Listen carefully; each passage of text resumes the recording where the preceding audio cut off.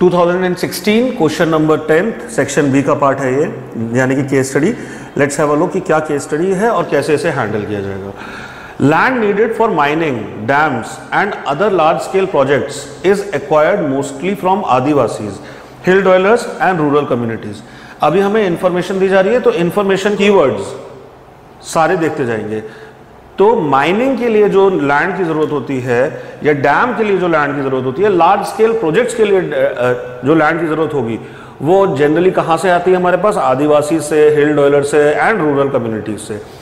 अब यहां पर जो टॉपिक है, ये टॉपिक आपका हो जाएगा, एक तरफ आप बात कर रहे हो डेवलपमेंट की और दूसरी तरफ कहीं ना कहीं नेचुरली भी और वैसे environment.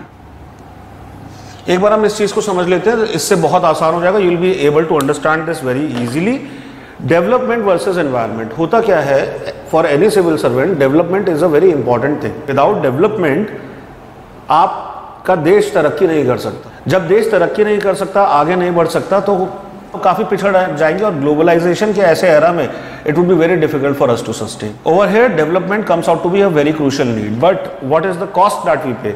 Cost is in the form of environment या जो natural वहाँ के लोग हैं, जैसा कि क्वेश्चन में भी दिया गया है, आदिवासीज, हिल ड्वेलर्स, रूरल कम्युनिटीज। अब ये सब लोग वो हैं जो कि उस जगह रहते हैं। अब डेफिनेटली आप ये नहीं कर सकते that you stop development, but equally definitely you cannot do this that you ruin the complete environment. So what do you need to do? There is a very simple thing that you need to do. You need to strike a very fine balance. इस balance को समझना और इस balance का न केवल ध्यान रखना बल्कि इसे अप्लाई भी करना is the work of a civil servant. Let's have a look again. Land needed for mining, dams and other large scale projects is acquired mostly from Adivasis, hill dwellers and rural communities. तो यही बात आ रही है development versus environment या nature. इधर environment की बजाय के साथ साथ नेचर भी लिख सकते हो। अब the displaced persons are paid monetary compensation as per legal provisions.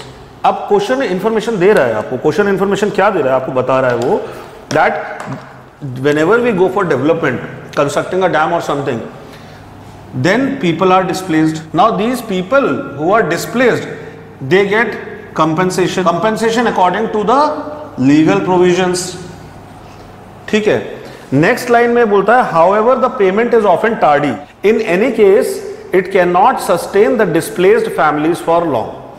अब यहां पर देखो एक और चीज आ रही है, अभी देखते हैं, 2 मिनट में देखते हैं। These people do not possess marketable skills to engage in some other occupation. They end up as low paid migrant laborers. ये इन जो लोग अपने घर में शांति से रह रहे थे और जो लोग वहां पर बढ़िया जिंदगी बिता रहे थे, जो भी लिमिटेड रिसोर्सेज थे उसमें खुशी वाली जिंदगी बिता रहे थे, उन्हें उनके घर से हटा के अलग जब किया जाता है, सो दे एंड अप वर्किंग एज, क्या वर्ड यूज किया है इन्होंने? Migrant labourers. माइग्रेंट लेबरर्स की तरह काम करते हैं। Moreover their traditional ways of community living are destroyed. मतलब ये डिस्ट्रॉय कर दिए जाते हैं। Thus, the benefits of development go to industries, industrialists and urban communities. समझ रहे हो आप? Whereas the costs are passed on to these poor helpless people. This unjust distribution of costs and benefit. यहाँ पर लिखते हैं इसे समझने के लिए। Unjust distribution of costs and benefit is unethical. Clearly case में ही प्रेजेंट कर दिया गया है कि अनएथिकल है। Suppose you have been entrusted with the task of drafting a better compensation cum rehabilitation policy. मतलब आपको क्या बनाना है? compensation cum rehabilitation policy. ये आपका क्वेश्चन है, ये आपको ड्राफ्ट करना है। For such displaced persons, how would you approach the problem and what would be the main elements of your suggested policy? तो अगेन जो डेवलपमेंट वर्सेज एनवायरमेंट या नेचर की बात हमने करी थी, उसके बाद एक और इंपॉर्टेंट एंगल है जो इसमें आ रहा है, and that important angle is regarding legality versus ethicality. तो ये क्या है? लॉ वर्सेस एथिक्स की भी बात कर रहा है। क्यों लॉ वर्सेस एथिक्स की बात कर रहा है? एक तरफ तो जो कंपेंसेशन डिस्प्लेस्ड लोगों को मिलता है वो अपने आप में लीगल है, मतलब गलत नहीं है, कानून के अनुसार है, लेकिन वो अनजस्ट है। इसी कारण से डायरेक्टली क्वेश्चन के अंदर ही दिया गया है कि वो इस तरीके का डिस्ट्रीब्यूशन लीगल होने के बाद, अनजस्ट होने के बावजूद अनजस्ट है, इस कारण से अनएथिकल भी है।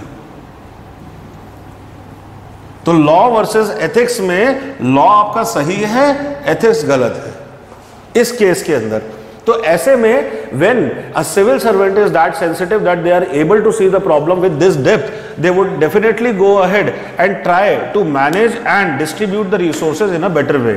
जैसा इसमें भी बताया गया है क्लियरली कि जो उनका कम्युनिटी लिविंग डिस्ट्रक्शन हो रहा है प्लस उस चीज की कीमत, जिस चीज का फायदा इंडस्ट्रियलिस्ट ये लोग उठा रहे हैं, उसका कीमत अदा कर रहे हैं वो लोग जो कि डिस्प्लेस हो रहे हैं। तो when you are drafting a policy, compensation cum rehabilitation policy जो आप ड्राफ्ट करोगे, तो हमेशा ध्यान रखोगे that in any case your it has to be legal, but ethics वाला पॉइंट को हमें गलत से सही बनाना है, हम लोग गलत नहीं छोड़ सकते उसे। तो वहां पर क्या होगा, ज्यादा फेयर डिस्ट्रीब्यूशन हो, जो कॉस्ट है वो कॉस्ट हम लोग उन्हीं के ऊपर डालें, चाहे किसी भी फॉर्म में, फीस के फॉर्म में, टैक्स के फॉर्म में, किसी और फॉर्म में, लेकिन that weight is to be given to the people who are accruing the benefits and not the people who are being displaced, क्योंकि उनके साथ दे सफर डबल वैमी। एक तरफ तो उनका घर गया, दूसरी तरफ वो माइग्रेंट लेबरर की तरह काम कर रहे हैं, which is again not justified. Question भी बोलता है अनजस्ट डिस्ट्रीब्यूशन। जब आप ऐसे लोगों की पॉलिसीज बनाओगे तो आप उनके अंदर अगर मार्केटिंग स्किल्स नहीं है, you got to develop it. Why? Because it's your duty, it's your responsibility. आप सिविल सर्वेंट हो, कल आप पॉलिसी लेवल, पॉलिसी मेकिंग पर, पॉलिसी इंप्लीमेंटेशन पर you will be involve in a very intricate manner.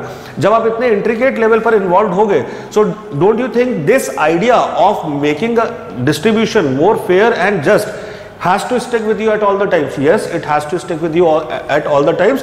तो development की और nature की जब भी बात आएगी तो वो फाइन बैलेंस आपको स्ट्राइक करना पड़ेगा। ना तो आंख बंद करके डेवलपमेंट की तरफ आप बढ़ेंगे, ना तो आंख बंद करके आप नेचर को बचाने में लगेंगे।